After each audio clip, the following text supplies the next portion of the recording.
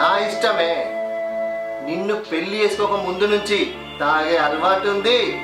నిన్ను చేసుకోక ముందు నుంచి కూడా నా ఫ్రెండ్స్తో తిరిగే అలవాటు ఉంది. ఆఫ్టర్ ఆల్ నువ్వు చెప్తే నేను మారన్నా. ఇట్లా తాగి తిరగటానికి ప్రేమ ఎందుకు, పెళ్ళం ఎందుకు? మరి నన్ను ఎందుకు చేసుకున్నావు? ఏంది ఎక్కువ మాట్లాడుతున్నావు? అమ్మా